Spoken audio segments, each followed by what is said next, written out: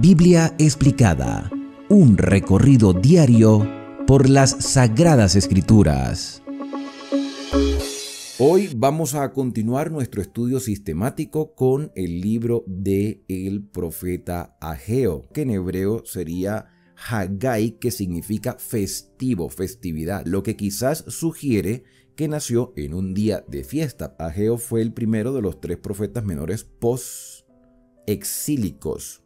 No se sabe nada de él más de lo que está revelado en su profecía y lo que de él se dice en el libro de Esdras. Algunos creen que era tan anciano cuando escribió las profecías de su libro que había visto el templo anterior, el de Salomón, el que lamentablemente fue destruido en el año 586 de mano de los caldeos. Ageo puede ser considerado como un eslabón que vincula el templo antiguo con el nuevo. Cuando Ciro el Grande derrotó a Babilonia en el año 539 a.C., instituyó inmediatamente una política de conciliación hacia la religión de la nación vencida hasta el punto de mostrar deferencia al dios babilónico Marduk.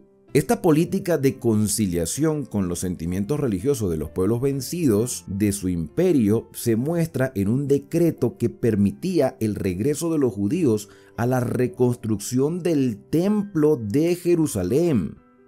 Aprovechándose de este decreto, un grupo comparativamente pequeño de exiliados, bajo la dirección de Zorobabel, a quien también se le describe como Sesbazar en el libro de Esdras, quien era descendiente de David, ellos regresaron a su patria y poco tiempo después pusieron los cimientos del segundo templo. Durante todo el tiempo del reinado de Ciro y su sucesor Cambises, los enemigos de los judíos trataron de conseguir un edicto real que detuviera esa obra. Sin embargo, el Señor se interpuso en favor de su pueblo e impidió que estos enemigos tuvieran éxito. Así se mantuvo abierto el camino para que los repatriados prosiguieran con la reconstrucción de la casa del Señor. Sin embargo, después de un principio tan halagüeño, el trabajo del segundo templo avanzó cada vez más con mayor lentitud, hasta que virtualmente esta construcción cesó debido principalmente a la oposición continuada y a los obstáculos puestos por los samaritanos. Historia que aparece descrita en el capítulo 4 del libro de Esdras. Los repatriados se descorazonaron y empezaron a cultivar sus propias tierras y a edificarse sus propias moradas. Los que lloraban cuando se pusieron los cimientos del segundo templo, relato que aparece en el capítulo 3 de Esdras, no se dieron cuenta cuánto contribuía su ejemplo al desánimo de los que procuraban restaurar la casa de Dios. Después de la muerte de Cambises, tuvo lugar el breve reinado del falso Esmerdis en el año 522 a.C., lo cual fue grandemente perjudicial para los repatriados. Evidentemente, los vengativos samaritanos al fin consiguieron que este rey, descrito por Darío como destructor de templos, diera un decreto para detener el trabajo en Jerusalén. Todas estas cosas indujeron a los repatriados a declarar que no había llegado el debido tiempo para reconstruir el templo. Cuando el pueblo dejó de trabajar en la casa de Dios y dedicó su atención a sus propias casas y tierras, el Señor lo castigó con una sequía y lo hizo fracasar en todos sus planes. O sea, estamos hablando de Jerusalén. Los habitantes de Jerusalén dejaron a un lado la construcción del templo y después llegó una sequía, y el Señor dijo que había mandado esa sequía a causa de su negligencia. Durante más de un año fue descuidado completamente la construcción del templo. Mientras tanto, el falso Esmerdi fue muerto por Darío, quien ocupó el trono y anuló los decretos de Esmerdis. El Señor llamó a su servicio a los profetas Ageo y Zacarías para hacer frente a esta deplorable situación de letargo espiritual. Sus mensajes de amonestación y reprensión, de exhortación y ánimo llevaron al pueblo a la acción hasta que finalmente el trabajo del templo fue reanudado en el segundo año de Darío. Fue solo después de que el pueblo realmente reanudó el trabajo del templo, confiando en la protección de Dios, cuando Darío, rey que procuraba emular a Ciro de muchas maneras. Por cierto que no hay que confundir este Darío con el del libro de Daniel, ¿no? Son dos Daríos diferentes. Entonces, este Darío, diferente al que aparece en Daniel capítulo 6, procuraba emular a Ciro en muchas maneras. Dictó otro decreto oficial para la reconstrucción del templo de Jerusalén. Esto confirmó y fortaleció el decreto original de Ciro. Bajo el liderazgo inspirador de los profetas Ageo y Zacarías, de Zorobabel, gobernador de los repatriados, y del sumo sacerdote Josué, el pueblo prosiguió su trabajo con energía y celo y contempló la construcción del templo en el 6º año de Darío. De modo que, teniendo en cuenta los resultados inmediatos y evidentes, debe considerarse a Ageo como uno de los profetas de más éxito. Los 4 mensajes que constituyen el libro de Ageo tenían el propósito de reanimar el espíritu desfalleciente del pueblo e inspirarle con el deseo de hacer grandes cosas para Dios. Ageo se dio cuenta de la importancia del templo como la sede visible de la presencia de Dios y como el vigoroso vínculo que se necesita para mantener unida a la nación en su lealtad al pacto y en la obediencia a su ley. Ageo alentó a los repatriados para que se esforzaran en todo lo posible para la reedificación del templo. El mensaje de Ageo recibió, tanto de parte del pueblo como de los gobernantes, una respuesta más favorable y pronta que la que se dio a cualquier otro profeta en el pasado. Por contraste, el mensaje de Jeremías fue repudiado abierta y totalmente. O sea, a Jeremías no lo querían escuchar, pero a Ageo, muchos años después, sí lo escucharon porque, claro, ya habían pasado por un exilio, ya habían tenido la disciplina, o ya no querían pasar más por esa experiencia dolorosa de estar lejos de sus tierras, donde muchos seguramente murieron. En realidad, la mayor parte de los profetas encontró oposición, la que se manifestó en forma de apatía y hasta desdén y persecución, pero Ageo se destaca como el profeta de más éxito. El noble ejemplo de los dirigentes y del pueblo es muy digno de emulación el día de hoy. La casa del Señor se terminó en un tiempo notablemente breve gracias a un espíritu de cordial cooperación entre los israelitas. El mensaje de Ageo para la iglesia de hoy no es solo de advertencia y amonestación, sino también de gran estímulo. Para terminar esta introducción, vamos a ver este bosquejo que está dividido en 4 partes. Un primer mensaje en el capítulo 1, donde se presenta la reprensión de la indiferencia del pueblo con respecto a la construcción del santuario. Dios expresa la razón de la sequía a través del profeta y hay una reacción de parte del pueblo frente a este mensaje.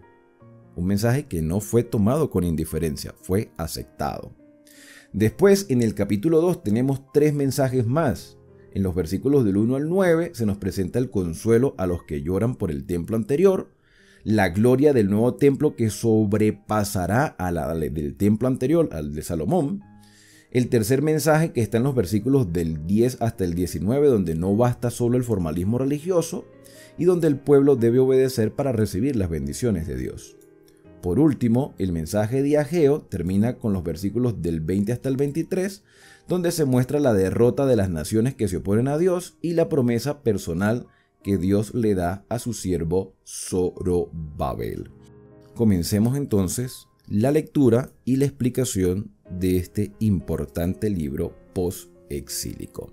Y comenzamos con una fecha. En el 2º año del rey Darío, en el mes 6º, en el primer día del mes, o sea, comenzando la fiesta de la luna nueva, en el primer día del mes, vino palabra de Jehová por medio del profeta Ageo a Zorobabel. Es decir, que este mensaje era para Zorobabel, hijo de Salatiel, gobernador de Judá.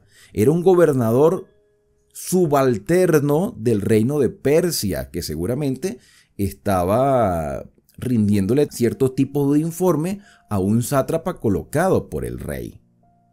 Y también este mensaje era para Josué, hijo de Josadac. Josadac, que fue llevado cautivo a Babilonia y que era sumo sacerdote, y por herencia Josué recibe la responsabilidad o el ministerio sumo sacerdotal en esta época. Ahora, ¿cómo determinar la fecha en que se presentó este mensaje con exactitud? El versículo nos habla del segundo año de Darío, no Darío el del capítulo 6 del libro de Daniel, otro Darío diferente. ¿Cómo sabemos que era un Darío diferente? Vamos a recordar un poco de historia de lo que hemos venido estudiando en otros libros. Sabemos que en Daniel capítulo 2 se presentó un sueño de una estatua que hablaba de reinos sucesivos y que la cabeza de oro representaba a Babilonia. Ya eso lo explicamos en Daniel. Si no has tenido la oportunidad de acompañarnos en el libro de Daniel, te invito a que lo veas, ya aquí en el canal esos videos están grabados. Los pechos y los brazos de plata representaban al reino de Persia juntamente con un oso en el capítulo número 7. El reino de Persia duró desde el año 539 hasta el año 331 a.C. y ustedes pueden ver allí la lista de los reyes. Tenemos a Ciro el Grande, que fue el que conquistó Babilonia y reinó hasta el año 530. Después vino Cambises hasta el año 522, vino un rey usurpador hasta que llega Darío. Entonces Darío en el año 522 toma el reino de Persia. Este es el Darío que se menciona en el libro de Ageo. En el año 522 Darío toma el reino. Si era el segundo año de Darío, entonces estamos hablando del año 520 en el momento que se presenta el mensaje del profeta Ageo. Lo acabamos de leer. En el segundo año del rey Darío, estamos hablando del año 520-519 a.C. aproximadamente con el calendario que estamos manejando.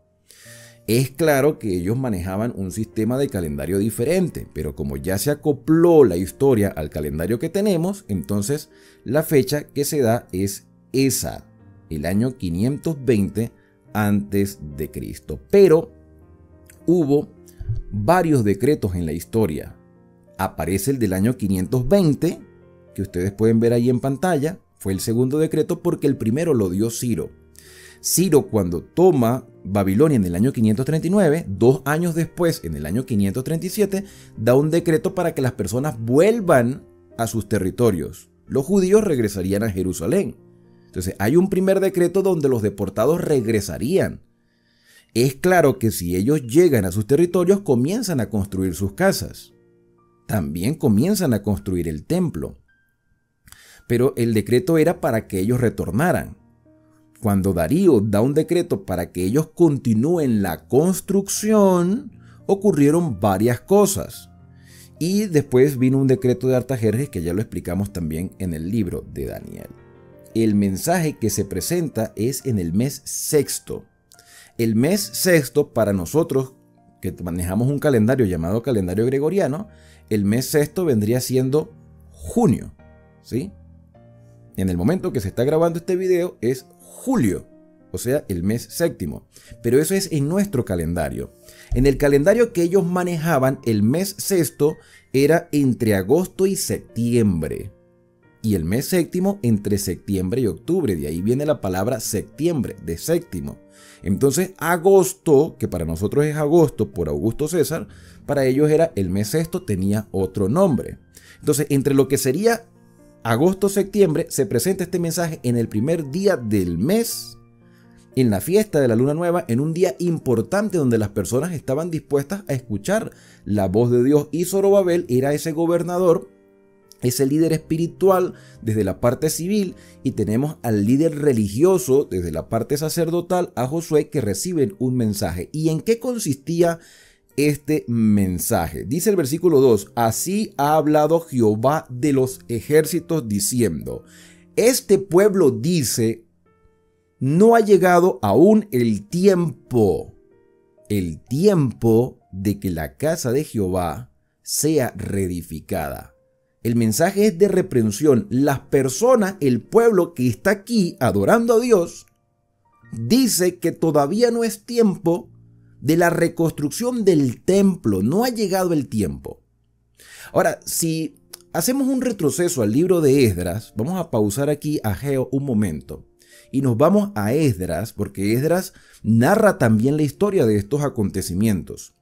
Por cierto que ya Esdras lo estudiamos aquí en el canal con todo detalle, por si alguno está interesado en retroceder a la explicación. Aquí no voy a dar la explicación, sino que sencillamente voy a leer algunos versículos. Voy a Esdras capítulo 3, dice: cuando llegó el mes séptimo, estando los hijos de Israel ya establecidos en las ciudades, no es la misma fecha de Ageo, es antes del mensaje de Ageo. Cuando ellos llegan en el mes séptimo, ya establecidos en sus ciudades, se juntó todo el pueblo como un solo hombre en Jerusalén. Entonces se levantó Jesúa, hijo de Josadac. Ese Jesúa es Josué, el mismo Josué que es mencionado en el libro de Ageo. Y sus hermanos los sacerdotes, y Zorobabel, hijo de Salatiel, o sea, el mismo Zorobabel que acabamos de mencionar. Y edificaron el altar de Dios. ¿Qué es lo primero que ellos edifican? El altar para ofrecer sacrificios en agradecimiento a Dios porque los trajo. Para ofrecer holocaustos, como está escrito en la ley de Moisés, varón de Dios, y colocaron el altar sobre su base porque tenían miedo de los pueblos de la tierra, y ofrecieron sobre él holocaustos a Jehová, holocaustos por la mañana y holocaustos por la tarde. Hubo una renovación de una ceremonia espiritual, pero todavía no existía el templo. En este mismo capítulo 3, ellos empiezan a reconstruir el templo y echan las bases. Cuando los albañiles del templo de Jehová echaron los cimientos, o sea que la construcción sí comenzó. Primero hacen el altar para hacer los sacrificios y después empiezan a echar las bases. Cuando los albañiles del templo echaban los cimientos, pusieron a los sacerdotes vestidos de sus ropas y con sus trompetas, y a los levitas, hijos de Josafat, con instrumentos de música, con címbalos, para que alabasen a Jehová según la orden de David, rey de Israel. Y cantaban, alabando y dando gracias a Jehová, diciendo: porque Él es bueno, porque para siempre es su misericordia. Versículo número 12. Y muchos de los sacerdotes, de los levitas y de los jefes de las casas paternas, ancianos que habían visto la casa primera. ¿Cuál casa primera? El templo de Salomón. O sea que habían personas más de 70 años que habían pasado, que habían estado en el cautiverio, personas de mucho más edad, quizás hombres de 80 y tantos años, que eran muy jóvenes cuando ellos vieron el templo de Salomón y fueron deportados a Babilonia con la esperanza de regresar. Ahora eran personas ancianas. Dice que estos ancianos, quienes habían visto la primera casa, viendo echar los cimientos de esta casa, lloraban en alta voz, mientras muchos otros daban grandes gritos de alegría, porque para ellos era la primera vez que iban a ver el templo del Señor y ellos lo estaban reconstruyendo. No podía el pueblo distinguir el clamor de los gritos de alegría de los jóvenes y la voz del lloro de los ancianos. Con gran júbilo se oía el ruido hasta de lejos. Pero ¿qué pasó? Cuando vamos al capítulo 4 de Esdras, nos damos cuenta que, oyendo los enemigos de Judá y de Benjamín que los venidos de la cautividad edificaron el templo de Jehová, Dios de Israel, vinieron a Zorobabel y a los jefes de las casas paternas y le dijeron: edificaremos con vosotros, porque como vosotros buscamos a Jehová, y a él ofreceremos sacrificios. O sea, los samaritanos, los que estaban en los contornos de Judá, se ofrecieron a ayudar, y Zorobabel le dijo que no. Y como se les dijo que no, entonces más adelante se hizo una paralización de la obra. Dice el versículo 5: sobornaron además contra ellos a consejeros para frustrar sus propósitos todo el tiempo de Ciro, rey de Persia, hasta el reinado de Darío, rey de Persia. Y al final del capítulo 4, al final, ya el último versículo, que es el versículo 24, dice: entonces cesó la obra de la casa de Dios que estaba en Jerusalén y quedó suspendida hasta el año segundo del reinado de Darío, rey de Persia.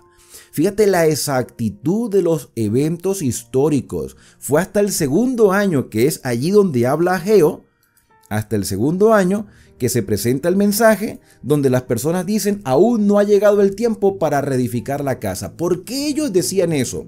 Si ya habían echado la base, ya habían echado el cimiento, la obra se paraliza porque hay samaritanos que impiden que la obra continúe. De ahí viene el roce también de samaritanos contra judíos. Por eso es que no se trataban, a pesar de ser todos israelitas, por esta circunstancia. De hecho, los samaritanos no eran israelitas puros, eran mezclados con otras naciones. Y se demostró que ellos en realidad estaban en contra de la construcción del templo de Jerusalén, o tenían ese rencor de que no se les permitió ayudar en la construcción y se paralizó la obra. Como que si hubiese llegado un sindicato y dice aquí no se hace más nada, se paraliza.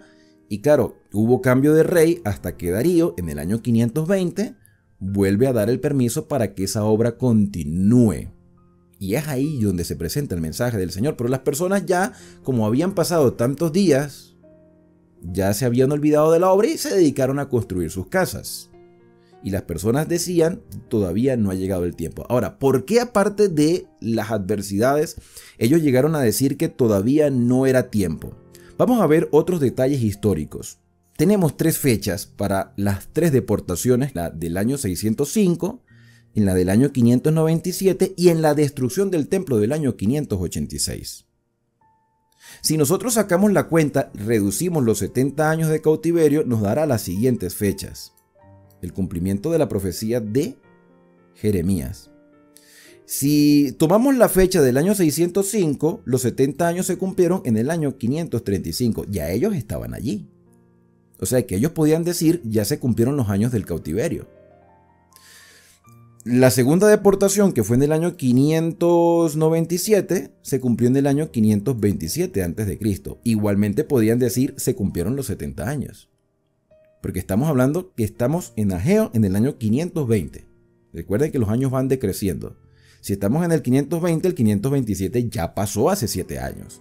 Pero tenemos la tercera fecha, que es del año 586, cuando se destruye el templo, y deberían cumplirse esos 70 años en el año 516.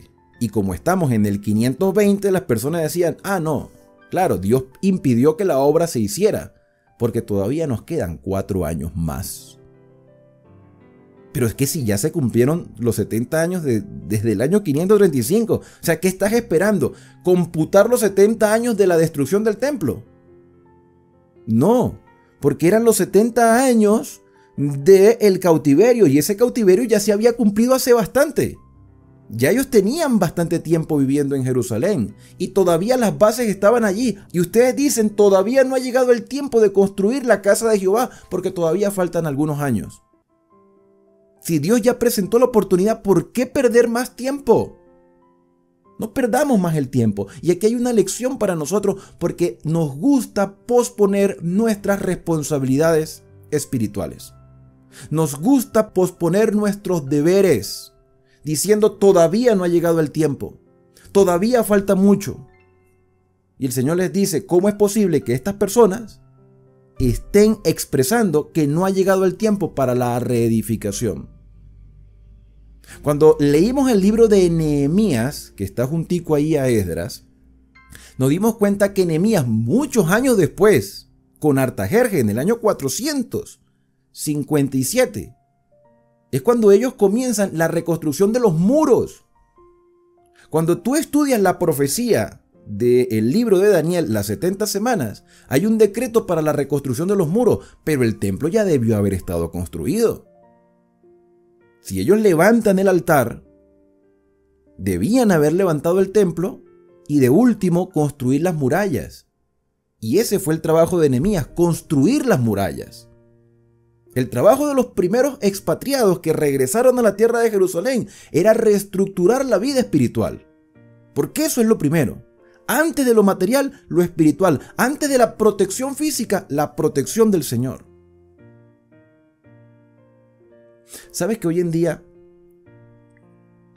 y ya llevándolo más al ámbito eclesiástico, hay mucha negligencia? Y a veces la negligencia desde lo espiritual se nota en lo material. O sea, el problema en sí no era que el templo no estaba reconstruido. Ese no era el problema. Ese era el resultado del problema. Porque ellos no reconstruyeron el santuario, porque tenían un concepto errado de la profecía y de sus deberes. La diferencia entre el templo de Jerusalén, que fue reconstruido en esa época, con nuestros sitios de reunión, nuestras iglesias, nuestros locales de reunión, que deberían ser adecuados también para la adoración, que deberían ser cómodos, que deberían reflejar a Dios, que deberían ser lugares adecuados para que otras personas vengan y se encuentren con el Señor. Que aunque eso no determina, ¿no? Porque hay lugares muy bonitos, hay grandes catedrales que hoy se presentan y son más bien centros de idolatría, más que de adoración al Padre Celestial.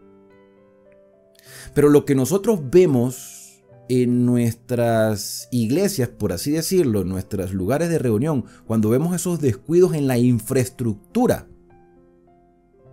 son el reflejo no del problema económico, sino del poco valor que le damos al lugar donde nos reunimos para adorar al Rey de Reyes y Señor de Señores.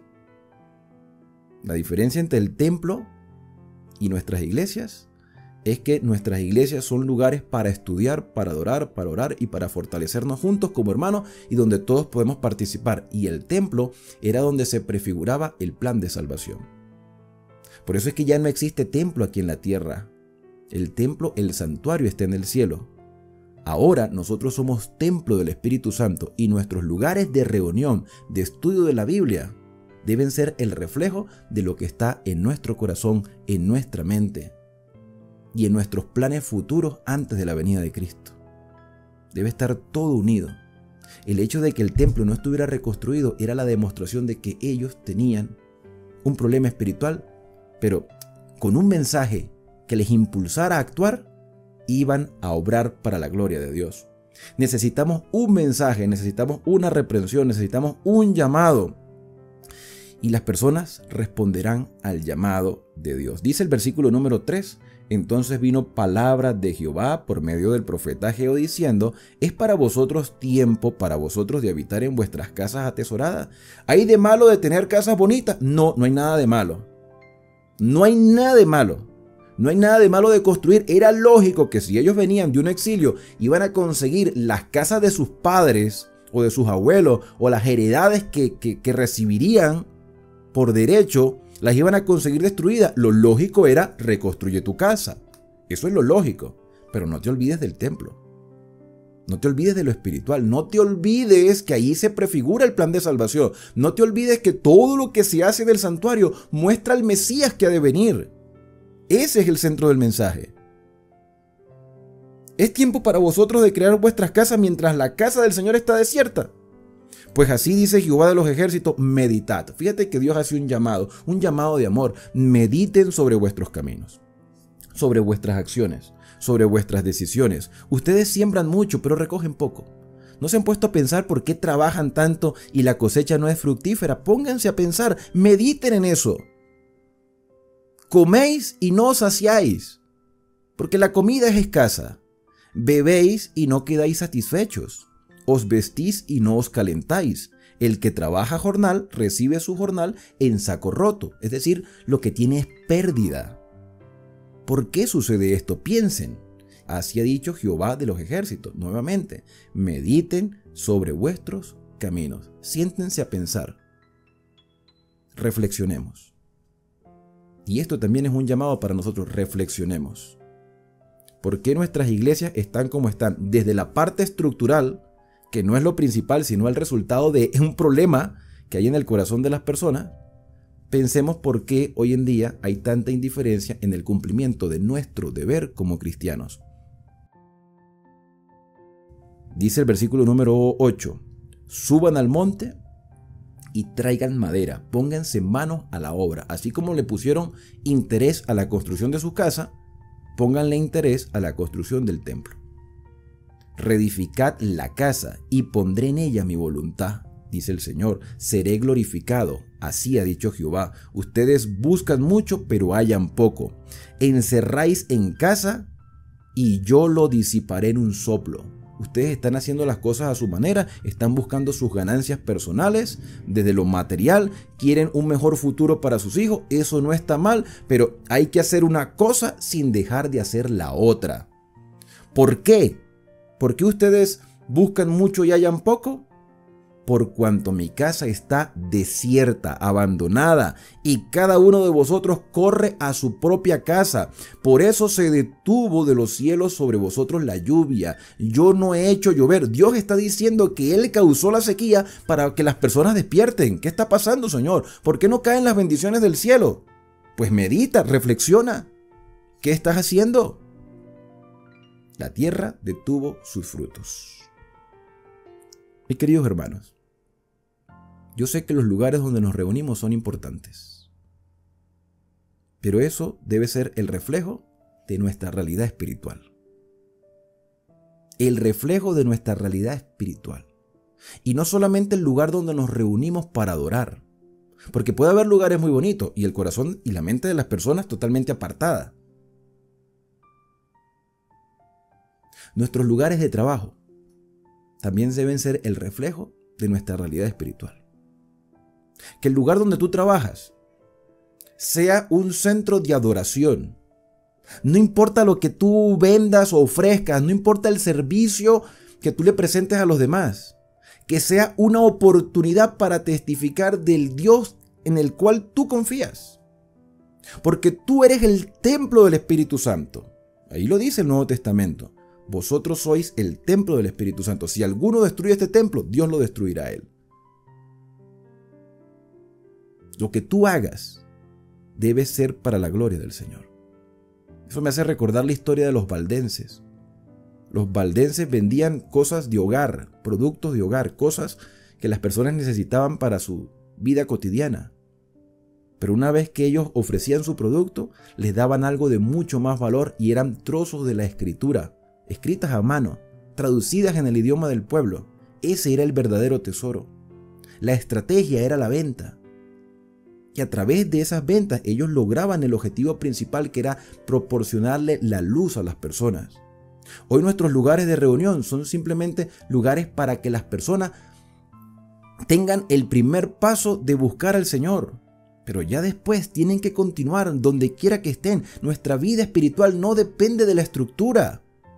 Sí, la estructura del templo de Jerusalén representaba el plan de Dios, pero hoy tenemos un santuario en el cielo. Y nosotros ahora somos templo del Espíritu Santo porque el Espíritu Santo mora en nuestra vida.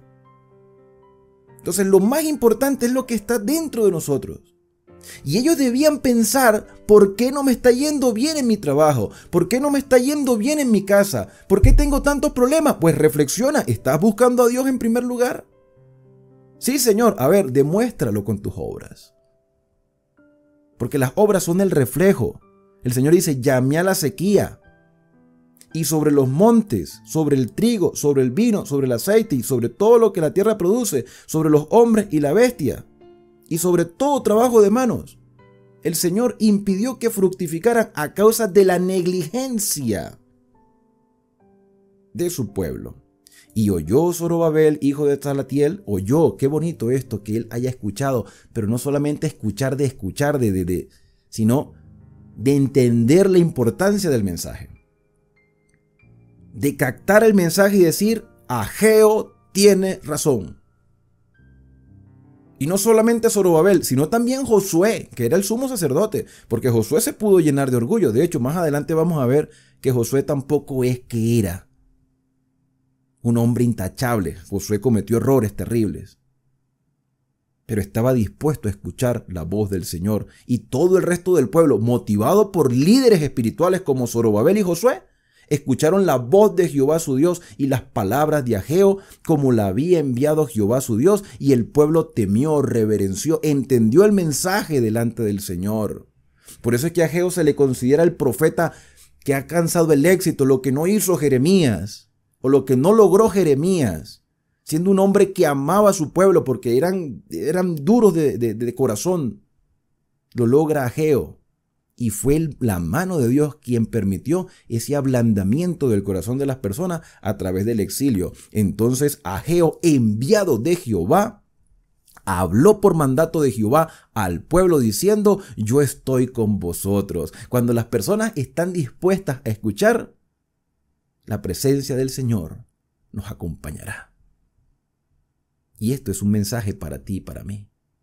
¿Estás tú dispuesto a escuchar la voz de Dios? El Señor está contigo.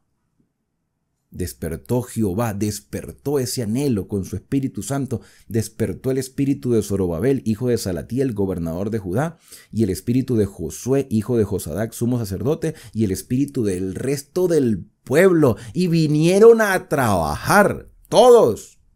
Mira, Dios pudo haber mandado ángeles a construir el templo. Vamos a recordar un poquito antes de terminar este capítulo. Vamos a recordar un poco la historia del templo. ¿Cómo comenzó todo? Todo comenzó en el Éxodo. Cuando Dios le dijo en el capítulo 25 a Moisés: haz todo conforme al modelo que te mostré en el monte. Y Moisés motivó a las personas a construir con todos los materiales que ellos habían recolectado. Y allí se mostraría el plan de salvación.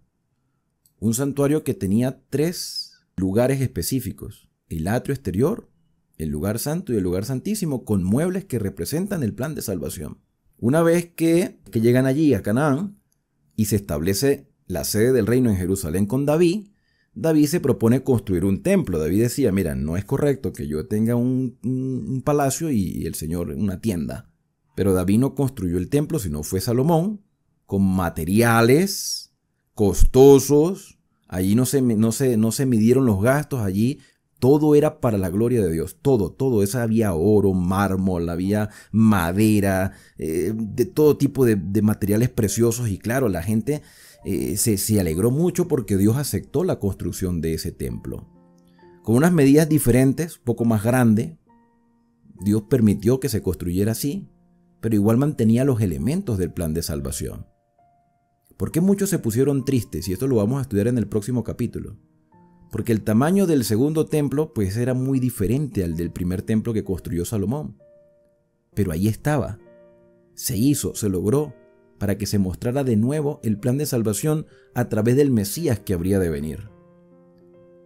Este templo después fue remodelado por Herodes, pero este fue el templo por donde caminó el Señor Jesús.